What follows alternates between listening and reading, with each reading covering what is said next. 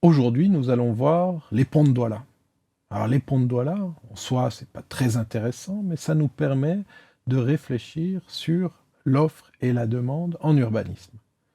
Nous prenons donc un fait, une construction d'un pont, ici à Douala, et nous allons essayer de comprendre ce qu'il y a derrière, quels sont les tenants et aboutissants, quels sont les effets et les conséquences que on va trouver derrière cette simple construction d'un pont.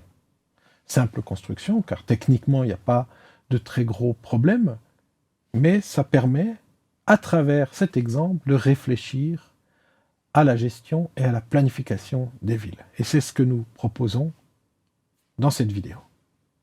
Vous pouvez retrouver dans le Monde Afrique, en tapant de l'art camerounais de construire 5 ponts au même endroit, la chronique qui a été écrite là-dessus.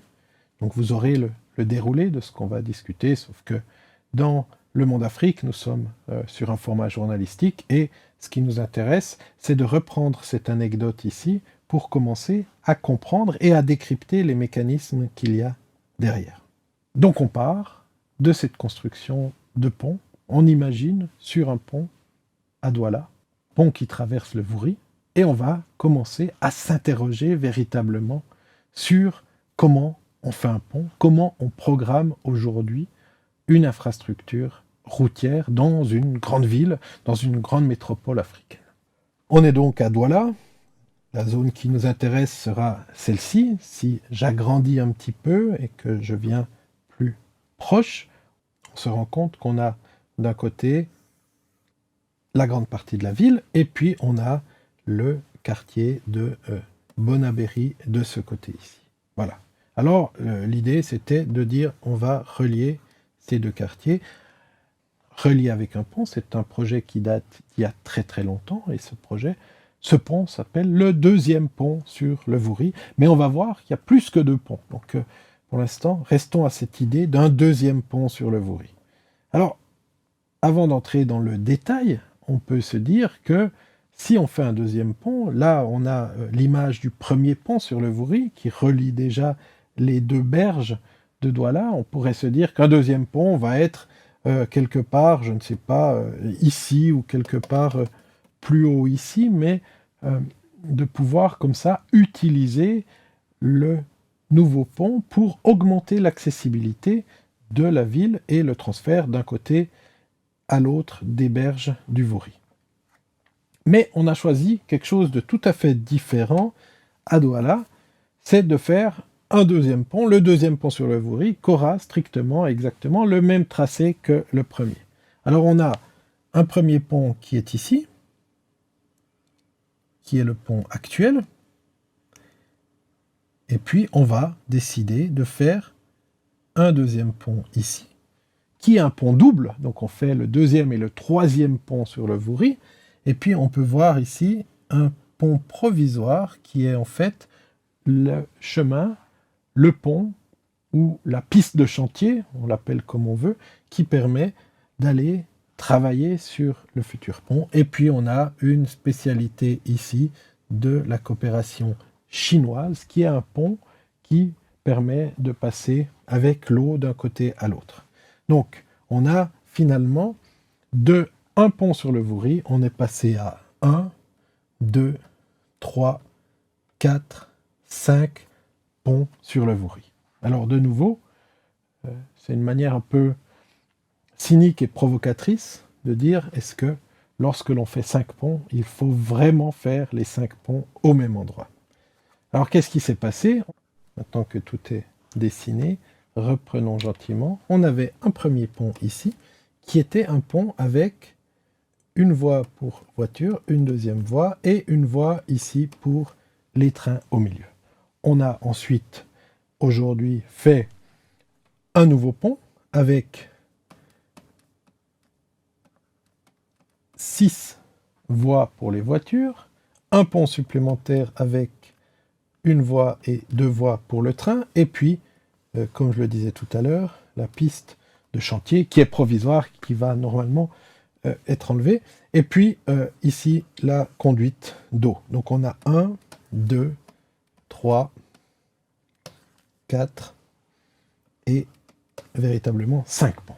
Alors pourquoi ça interroge d'avoir 5 ponts? La première question qu'on va se poser, c'est bien sûr l'utilité de faire un pont au même endroit. Alors le premier pont est vétuste, on comprend bien, donc il faut le modifier, il faut faire des rénovations, et il est sans doute plus facile de refaire un pont que d'essayer de rénover, surtout que pendant la rénovation d'un pont, on ne peut pas circuler, donc de toute façon, il faut un pont provisoire. Donc c'est plutôt malin, intelligent, mais on aurait pu commencer à se dire, est-ce qu'il n'y a pas un autre endroit, est-ce qu'il n'y a pas un autre tracé plus utile quelque part dans la ville de Douala que de reprendre strictement et exactement le même tracé, d'autant plus que, regardez, on va avoir finalement une emprise, peut-être on peut le dessiner de cette manière-là, une emprise ici, qui va être quand même beaucoup plus grande que l'emprise de départ.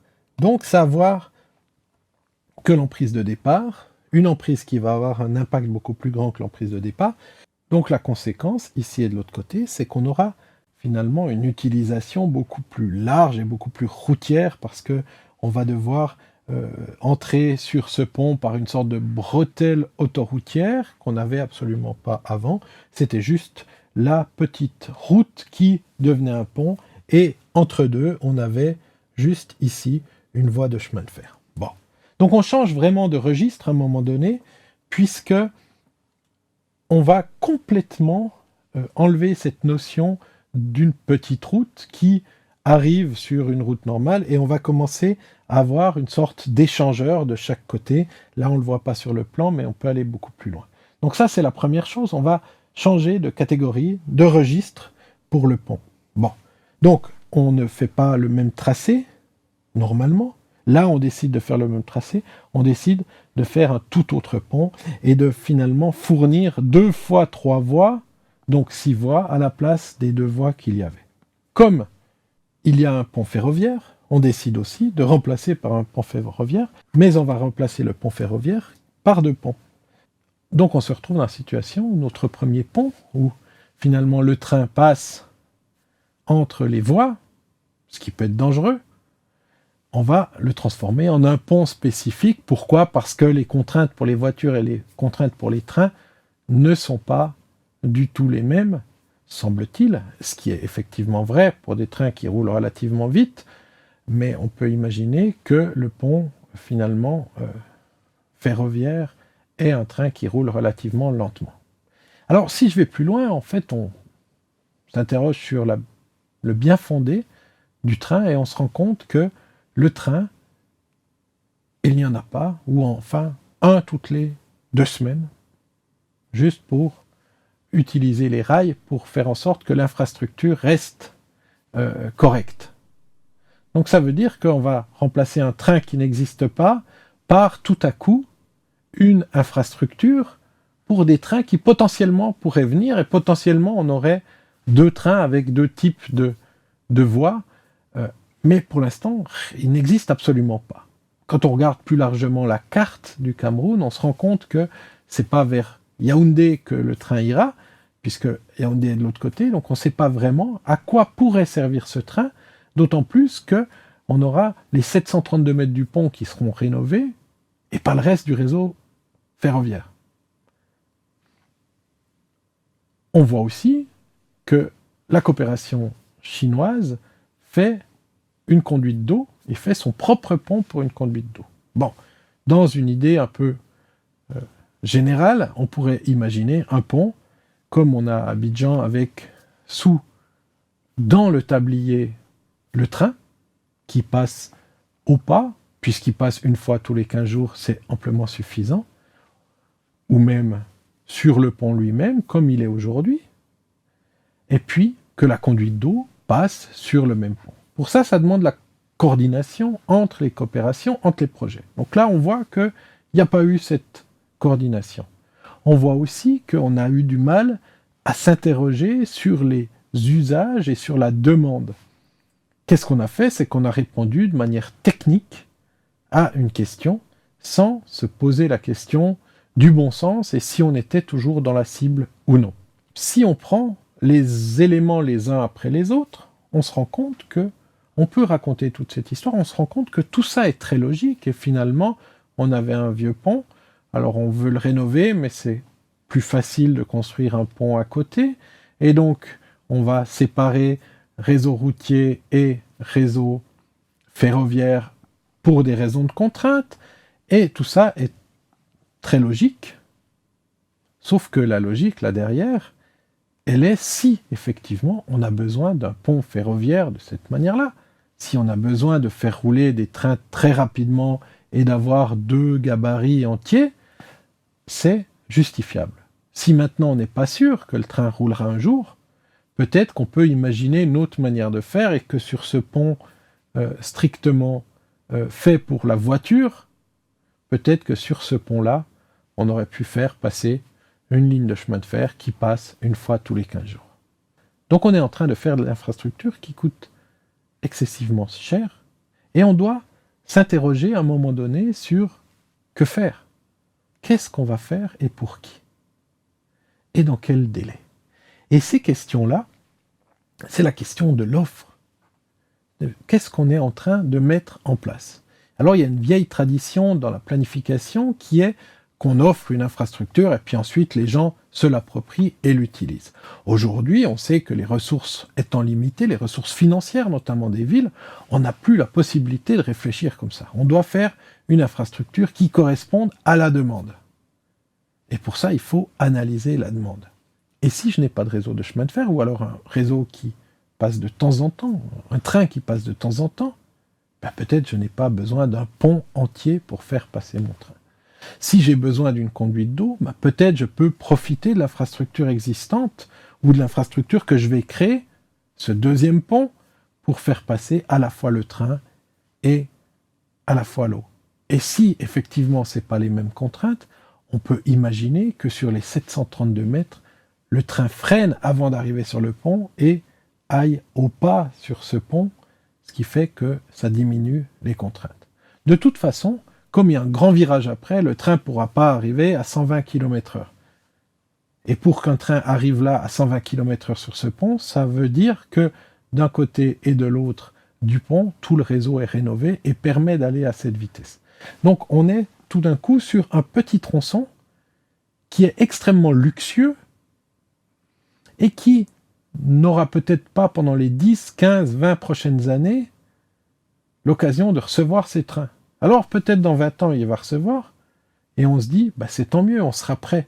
D'un autre côté, on peut se dire, bah, si c'est dans 20 ans, on va commencer les travaux dans 18 ans, et l'argent qu'on n'a pas investi aujourd'hui, on l'utilise pour d'autres choses, et lorsque sera venu le moment de faire l'ensemble du réseau ferré, eh bien c'est à ce moment-là qu'on fera l'investissement. Donc, on ne va plus produire de l'offre et attendre de voir comment les choses se passent, mais on va répondre à une demande, accompagner cette demande, et c'est tout.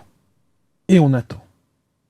Et c'est une nouvelle manière de faire, forcément, et c'est à court et à moyen terme, mais si vraiment le développement arrive et qu'il y a des besoins supplémentaires, on aura l'argent pour faire les choses supplémentaires. Mais on ne va pas, quelque part, geler des millions d'euros dans un pont ferroviaire pour un système ferroviaire qui n'existe plus. Et le temps de le remettre en route, de rénover les centaines de kilomètres des voies à l'intérieur du pays, eh bien on aura tout le temps de faire les ponts nécessaires et sur le Vouri et ailleurs.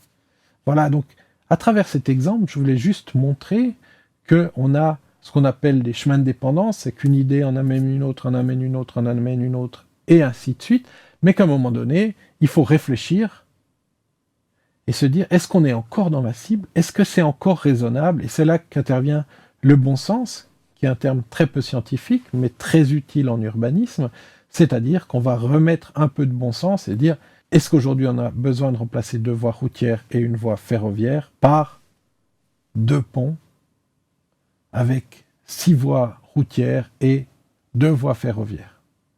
Est-ce qu'on est dans la cible, oui ou non?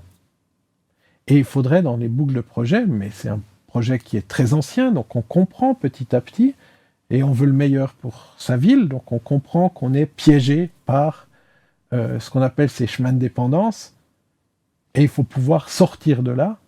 Et tout l'argent que je n'ai pas investi, puisqu'on est prêt à investir dans un pont, reprenons une partie de cet argent pour en faire autre chose, et on aura comme ça plus d'infrastructures et plus de projets différents, et pas juste focalisé sur un endroit et sur un seul pont, enfin, sur 5 ponts.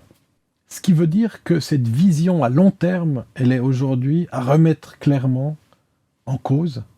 On ne peut pas dire « Ah, dans 20 ans, ce sera comme ça, donc je dois tout prévoir pour dans 20 ans, parce que ce ne sera peut-être pas comme ça. » Et pendant ce temps, c'est de l'argent qu'on immobilise et avec lequel on ne fait pas autre chose.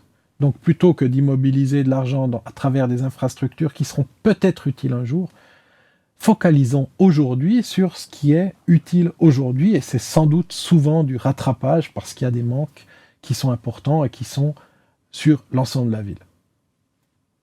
Voilà, c'était la leçon des ponts de Douala, un bel exemple qui nous permet de réfléchir à l'offre et à la demande.